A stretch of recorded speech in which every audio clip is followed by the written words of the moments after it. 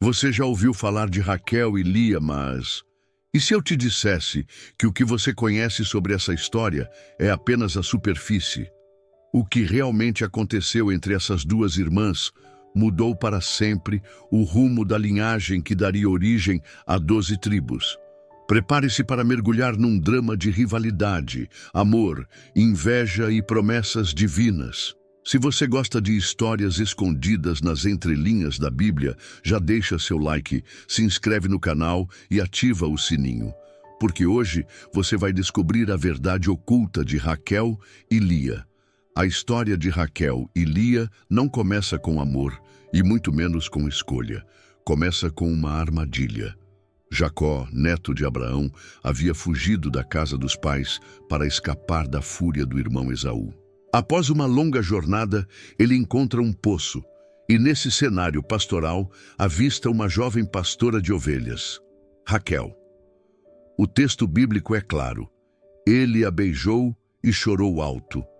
Foi amor à primeira vista. Mas o que parece o início de uma história romântica rapidamente se transforma em um jogo de manipulação familiar. Jacó se apaixona por Raquel e oferece trabalhar 7 anos para seu tio Labão como dote. O acordo é feito e 7 longos anos se passam, anos descritos por Jacó como poucos dias por causa do amor que sentia. Mas na noite do casamento, Labão age com astúcia. Trocando Raquel por sua filha mais velha, Lia, ele aproveita o véu e a escuridão para enganar Jacó. O homem acorda ao lado da mulher errada. Lia, descrita como de olhos ternos ou sem brilho, dependendo da tradução, era a filha que vivia à sombra da beleza de Raquel. Ela foi usada como moeda de troca, jogada nos braços de um homem que não a amava, apenas para que o costume de que a filha mais velha se casasse primeiro fosse respeitado. Imagine o trauma de Lia naquela noite, sabendo que estava sendo rejeitada antes mesmo da lua de mel acabar. Mas o drama só aumenta. Jacó, furioso, confronta Labão, que sem remorso algum oferece Raquel também, por mais 7 anos de trabalho. Em poucos dias, Jacó se casa com as duas irmãs. O lar que se forma a partir daí é uma casa dividida, marcada por competição, tristeza e uma batalha silenciosa por afeto. Lia, constantemente rejeitada, busca no único lugar que ainda a vê com misericórdia, Deus. A Bíblia diz que o Senhor viu que Lia era desprezada e abriu a sua madre, porém Raquel era estéril. Gênesis 29:31. A primeira esposa começa a ter filhos um após o outro, e cada nome carrega a dor do desamor. Rúben, Simeão, Levi, Judá, todos nomeados como um clamor por amor. Talvez agora meu marido me ame, dizia ela, como quem tentava transformar maternidade em aceitação. Enquanto isso, Raquel, bela e amada, mas estéril, sente-se diminuída diante da fertilidade da irmã. Ela explode em inveja e desesperança. Dá-me filhos, senão morrerei. Gênesis 31. Um grito que ecoa séculos depois em tantas mulheres bíblicas e contemporâneas, presas à expectativa de serem mães para se sentirem completas ou validadas. Mas seria possível que essa rivalidade fosse apenas entre elas? Ou seria o reflexo de um sistema familiar tóxico, de homens que usavam as mulheres como peças num tabuleiro de poder? A convivência entre Raquel e Lia se tornou um campo de batalha silencioso, regado por comparação, frustração e lágrimas contidas. Uma competia com a outra não apenas por filhos, mas por uma migalha do amor de Jacó. E essa competição transformou-se num ciclo vicioso de dor transmitida de geração em geração. O que vemos aqui não é apenas um drama familiar. É o retrato de como feridas emocionais e ausência de amor genuíno podem distorcer até os laços mais sagrados. Lia, embora tenha sido a primeira esposa e mãe dos primeiros filhos, continuava se sentindo invisível. Cada filho era nomeado como uma súplica por pertencimento. Quando nasce Levi, ela diz: Agora, finalmente, meu marido se apegará a mim. Mas esse apego nunca vinha. E então nasce Judá. E nesse momento, algo muda. Ela diz: desta vez, louvarei ao Senhor. Gênesis 29:35. Pela primeira vez, Lia para de olhar para Jacó e começa a olhar para Deus. Um gesto de fé, um rompimento com a carência afetiva que até então a definia. Raquel, por outro lado, afunda-se numa espiral de desespero. Sua dor não é menos legítima, mas é diferente. Ela tem o amor, mas não tem filhos. E isso, para uma mulher da época, era equivalente à maldição. A frustração a leva a tomar atitudes extremas. Ela entrega sua serva Bila para que Jacó tenha filhos por meio dela, e assim tenta construir um legado que não vinha naturalmente. Lia responde com a mesma moeda e também entrega sua serva Zilpa. O lar de Jacó, então, se transforma num cenário caótico, onde 4 mulheres disputam não só maternidade, mas validação emocional. Essa guerra doméstica dá origem às 12 tribos de Israel. Ou seja, da dor, da disputa e da rejeição nasce o povo escolhido de Deus. Isso nos leva a um mistério profundo. Porque Deus constrói promessas eternas a partir de histórias tão quebradas. E não para por aí. Em uma noite, Lia compra o direito de dormir com Jacó em troca de mandrágoras, uma planta considerada afrodisíaca que havia sido colhida por Rúben. Raquel queria as mandrágoras na esperança de engravidar. Lia negocia com a irmã e, mais uma vez, vemos Jacó sendo tratado como moeda de troca. Não há romance aqui. Há sobrevivência. Mesmo assim, Deus continua escrevendo uma história através desse caos. Lia tem mais filhos, Issacar, Zebulon e uma filha, Diná. E, finalmente, Deus ouve Raquel.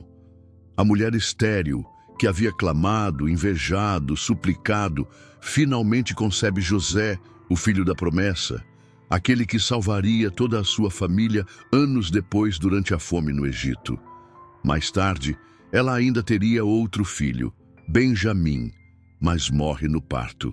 A morte de Raquel não encerra a disputa. Ela é sepultada separadamente à beira do caminho de Belém e sua história ecoa na voz do profeta Jeremias. Ouviu-se uma voz em Ramá, choro e grande lamentação. Raquel chora por seus filhos e não quer ser consolada, porque já não existem. Jeremias 31:15. Esse versículo seria mais tarde citado no Evangelho de Mateus, após o massacre dos inocentes por Herodes. Raquel torna-se um símbolo eterno do sofrimento materno. E se por trás dessa disputa Deus estivesse ensinando que até as famílias mais despedaçadas podem carregar destinos sagrados? Você já viveu situações em que sentiu que o ambiente ao seu redor sufocava sua identidade? Comente aqui embaixo, quero saber a sua história. Se essa história está te tocando, compartilha esse vídeo com alguém que precisa entender que até na dor há propósito. E se ainda não se inscreveu, essa é a hora. Vem com a gente descobrir os bastidores espirituais da Bíblia. A rivalidade entre Raquel e Lia não é apenas uma tensão entre irmãs. É um espelho escancarado de como o ser humano, ao buscar amor e aceitação fora da presença de Deus, mergulha em ciclos de frustração, competição e ressentimento. Jacó, embora peça central da promessa divina, não era emocionalmente maduro o suficiente para lidar com o impacto das suas escolhas. E sua passividade alimentou ainda mais o conflito entre as mulheres que disputavam seu coração. Lia, ao longo do tempo, amadurece espiritualmente. Cada filho gerado não é apenas uma dádiva da fertilidade, mas uma transformação emocional em sua vida. A mulher que antes implorava por afeto aprende a encontrar sua identidade em Deus. Ela é a primeira mulher bíblica a verbalizar louvor a Deus por algo que recebe. Agora louvarei ao Senhor. E não é coincidência que seja de Lia, a desprezada, a ignorada, que venha Judá, a tribo da qual descende o Messias. Jesus Cristo carrega o DNA de uma mulher rejeitada. O Salvador nasce do ventre da dor redimida. Já Raquel, apesar de bela e amada, vive sob o peso de não gerar, e isso a corrói. Quando finalmente engravida, o nascimento de José é cercado de alegria e significado. Mas Raquel ainda carrega dentro de si a ânsia de mais, o medo de ser substituída, o receio de que sua fertilidade nunca fosse plena. Ela dá ao seu segundo filho o nome de Benoni, filho da minha dor. Mas Jacó muda o nome para Benjamim, filho da minha destra, tentando ressignificar aquele momento de luto. Esse detalhe nos revela algo grandioso, o poder das palavras e da redenção. Raquel viu a dor, Jacó viu a promessa. Ambos estavam certos à sua maneira, mas apenas uma visão estava alinhada com o plano eterno de Deus. A escolha de Jacó ao nomear Benjamim revela que mesmo no fim da linha, mesmo na morte, há espaço para a esperança. A morte de Raquel não foi apenas física, foi simbólica. Ela morre após anos de disputa, com apenas 2 filhos no ventre da promessa. Mas sua voz continua ecoando nos textos sagrados como um símbolo do clamor da alma materna. Raquel representa todas as mulheres que amam intensamente, mas cujos destinos são marcados pela dor de não ver tudo se realizar. Ainda assim, seu filho José se tornaria o braço de salvação de todo o clã, um lembrete eterno de que o que Deus planta em nossa dor pode florescer muito além do que conseguimos ver.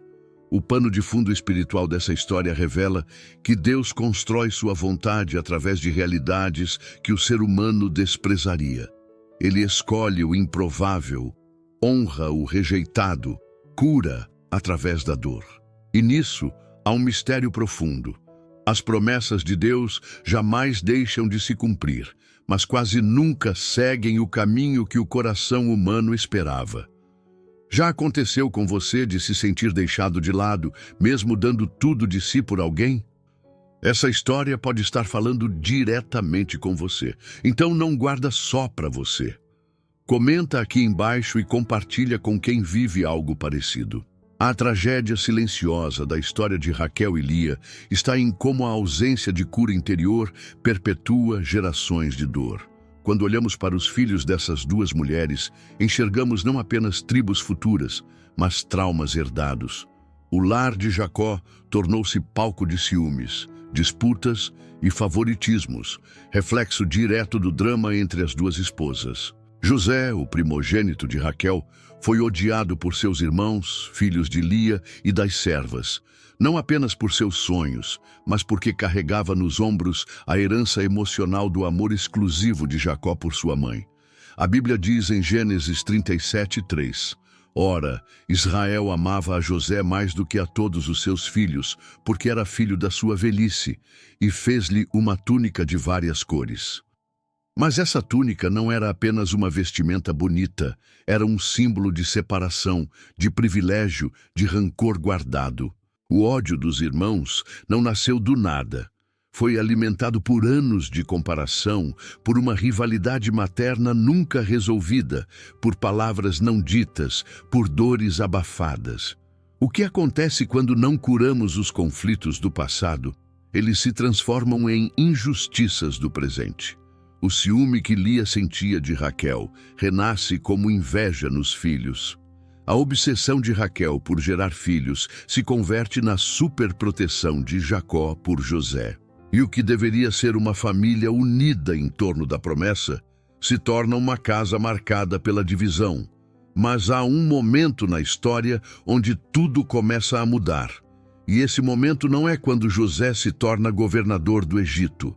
A mudança começa muito antes, quando ele é lançado em uma cova por seus próprios irmãos. Ali, na escuridão, no abandono, José poderia repetir os erros de seus pais, se vingar, guardar rancor, tornar-se amargo, mas ele escolhe ser diferente. Ele rompe o ciclo. Você já sentiu que carregava dores que nem eram suas, que herdou feridas que vieram antes de você nascer. Essa história mostra que é possível quebrar ciclos, mesmo quando eles parecem eternos. O sofrimento de Raquel e Lia foi profundo, real, humano. Mas o plano de Deus nunca foi apenas reparar corações, foi transformar gerações. José, fruto da dor de Raquel, torna-se símbolo de redenção. De vítima, ele se torna agente de cura. De rejeitado, ele passa a perdoar. De traído, ele se torna líder. E por mais que a história de Lia pareça triste, ela é a mais silenciosamente vitoriosa. Ela nunca teve o amor pleno de Jacó, mas teve algo que Raquel jamais experimentou completamente: intimidade profunda com Deus. Lia é lembrada não por sua beleza, mas por sua fé. Ela entendeu que a dor, quando colocada nas mãos certas, deixa de ser ferida e se torna testemunho. A história de Raquel e Lia é a história de todas as pessoas que já amaram e não foram amadas de volta. De todos os que já competiram por atenção, por afeto, por um lugar no coração de alguém. Mas também é a história de como Deus se envolve pessoalmente nos dramas humanos mais íntimos. Ele não ignora lágrimas, ele não despreza rejeitados, ele não abandona quem foi esquecido. Se essa história falou com você, compartilha esse vídeo com alguém que também precisa ouvir isso. Comenta aqui embaixo. Você se vê mais como Raquel, como Lia, ou como alguém que herdou essa dor sem entender por quê? À medida que a história se aproxima de seu encerramento, a pergunta inevitável ecoa no coração de quem escuta. Por que Deus permitiu tanto sofrimento? Por que Raquel teve que esperar tanto por um filho? Por que Lia teve que lutar por amor? Por que as tribos de Israel nasceram de um contexto tão confuso e conflituoso? A resposta está em algo que transcende o entendimento humano imediato. Deus não constrói sua obra a partir da perfeição humana. Ele constrói a partir da dor, da rejeição, da injustiça, do improvável. Em outras palavras, o caos da casa de Jacó foi o berço da promessa divina. E cada lágrima de Raquel, cada clamor silencioso de Lia, cada noite de solidão foram instrumentos na sinfonia divina que culminaria em algo muito maior do que elas podiam ver. Deus escreve certo por linhas aparentemente tortas, mas a linha dele é reta. A dor não é o fim, é a ponte. Lia, a desprezada, se tornou a mãe de Judá, a tribo real, a linhagem de Davi, a linhagem do Messias. Sim, foi da mulher ignorada, deixada de lado, esquecida pelo homem que deveria amá-la, que Deus escolheu o sangue do Redentor. O Senhor viu que Lia era desprezada e deu-lhe filhos. Gênesis 29, 31. Mas mais do que filhos, Deus deu-lhe legado, deu-lhe nome eterno, deu-lhe honra. A mulher que nunca ouviu de Jacó um "eu te amo", ouviu do céu um "tu és escolhida". Raquel, por outro lado, representa a fragilidade da beleza e da idolatria emocional. Ela morreu ao dar à luz a Benjamim, seu segundo filho. A mulher que foi amada acima de tudo por Jacó, morreu jovem, deixando um rastro de saudade e um eco de dor. Sua morte simboliza a efemeridade de tudo o que é apenas humano. O amor de Jacó por ela era verdadeiro, mas limitado. Só o amor de Deus é eterno. E é esse amor que cura o que o coração humano nunca conseguiu preencher. José, filho de Raquel, tornou-se a ponte entre as dores do passado e a esperança do futuro. Ele não apenas salvou sua família da fome, ele também salvou a promessa. Quando ele perdoa seus irmãos, ele encerra gerações de rivalidade, inveja e disputa. Ele não apenas os alimenta, ele os reconcilia. A história da casa de Jacó termina com lágrimas, sim, mas são lágrimas de cura, não mais de sofrimento. Quantas histórias da sua família ainda esperam por redenção? Quantas dores continuam se repetindo, geração após geração, porque ninguém teve coragem de perdoar, de romper o ciclo, de amar como José amou. O que aprendemos com Raquel e Lia não é apenas teologia, é humanidade crua. É sobre mães que sofrem, esposas que choram, filhos que sentem na pele as dores que seus pais nunca resolveram. É sobre inveja, comparação, favoritismo, abandono, solidão. Mas, acima de tudo, é sobre como Deus age mesmo no meio da desordem. Ele não precisa que a história comece perfeita para fazer dela algo eterno. Quando olhamos para a nossa própria vida, muitas vezes vemos apenas caos. Vemos a rejeição que sentimos na infância, os traumas que carregamos na juventude, os vazios emocionais que ninguém conseguiu preencher. Mas o Deus de Raquel e Lia ainda é o mesmo. Ele continua escolhendo os desprezados. Ele continua ouvindo os clamores mais silenciosos. Ele continua transformando choro em legado. Essa história é um lembrete. Você pode ter vindo de um lar marcado por dor, pode carregar feridas antigas, pode até ter se acostumado a lutar por amor, mas Deus não terminou a história ainda. E enquanto houver promessa, haverá propósito, e onde há propósito, há redenção. Se essa mensagem tocou seu coração, se inscreve no canal agora mesmo. Compartilhe com alguém que precisa ouvir isso e escreva nos comentários. Qual parte dessa história mais falou com você?